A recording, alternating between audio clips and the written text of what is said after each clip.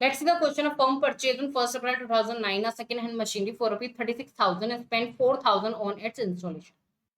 On 1st October in the same year, another machine costing rupees 20,000 was purchased. 1st October 2017, the machinery bought on 1st April 2009 was sold off for rupees 12,000. And on the same date, a fresh machine was purchased for rupees 64,000. Depreciation is provided on Depreciation is provided annually on 31st March 2010, 31st March at 10% per annum on written down value method. Show the machine account from 1st April 2009. देखो बच्चों ये 2009 नहीं है 2016 है. क्या है ये 2016 हाँ ये 2016 डन. तो हमें 2016 1 अप्रैल 2016 से 31 मार्च 2020 तक की जो है हमें मशीनरी अकाउंट बनाना है. तो चलिए शुरू करते हैं. ओके तो कब खरीदा था 2016 अप्रैल 1 को हमने मशीन खरीदी है. कितने की 36,000 की और 4,000 रुपए खर्च किए हैं उसके इंस्टॉलेशन पे तो 40,000 हो जाएगा. तो 2017 31 मार्च को और ऑन द सेम ईयर 1 अक्टूबर को भी हमने एक मशीन खरीदी है अक्टूबर 1. तो ये हमारे लिए हो जाएगा M1 टू बैंक अकाउंट और ये हमारे लिए हो जाएगा M2. इसको अलग अलग रखेंगे 20,000. डन. 31 मार्च को हम निकालेंगे क्या डेप्रिसिएशन बाय डेप्रिसिएशन M1 तो 40,000 का तो पूरे साल का ही लिख लेगा तो आ जाएगा 4,000 और बाय डेप्रिसिएशन M2 वो निकलेगा अपना 20,000 का अक्टूबर नवंबर दिसंबर जनवरी फरवरी मार्च 6 महीने का. तो 2,000 का आधा 1,000 हमारे ये हो जाएगा. 31 मार्च को ही बैलेंस निकाल लेते हैं अलग अलग. M1 का बैलेंस जो आएगा वो आएगा 40 में से 4 गए 36,000 और जो M2 का बैलेंस आएगा वो आएगा आपका 19,000. 20 में से 1 गया 19,000. ठीक है ये आ गया बैलेंस. ओके अब कर देते टोटल.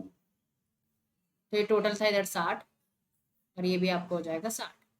इसको लेकर आएंगे 2017 1 अप्रैल. ठीक है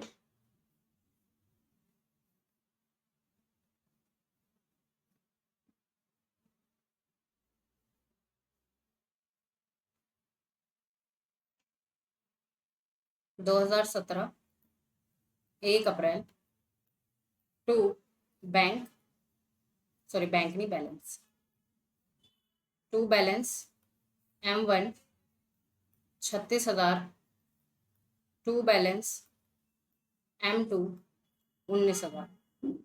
ठीक है और तो इस साल तो कुछ हुआ नहीं है. तो 2018 31 मार्च को बाय डेप्रीशिएशन M1 36,000 पे लगाएंगे 10% का 3600. ठीक है और M2 19,000 पे लगाएंगे 1900.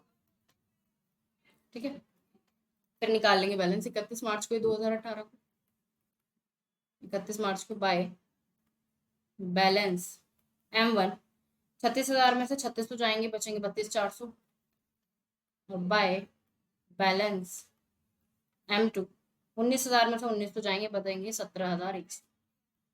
टोटल आना चाहिए कितना 55,000.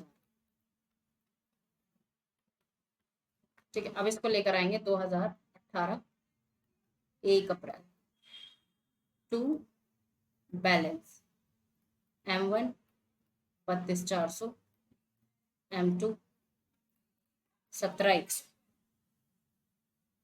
ठीक है ओके अब क्या किया है on 1st October 2017 the machinery bought on 1st April 2016. ठीक है 16 was sold of rupees 12,000 and the same date fresh machine was purchased rupees 64,000. ठीक है ये हमारा होगा 18. ओके तो 18 को ये हुआ है. अब देखिए ध्यान से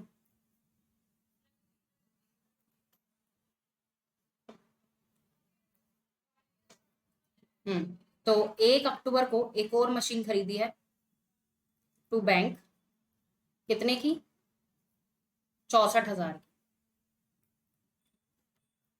M3। और कब बेची है?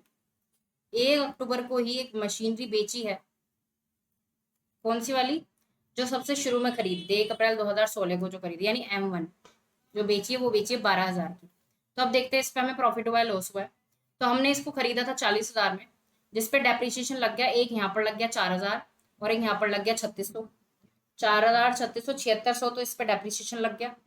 ठीक है, लेकिन अभी डेप्रिसिएशन 1 अक्टूबर तक का भी तो लगेगा, तो 1 अक्टूबर को डेप्रिसिएशन भी लगाएंगे बाय डेप्रिसिएशन M1 का।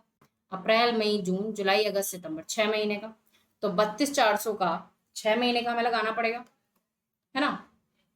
तो 32,400 का 6 महीने का तो आएगा 1,620।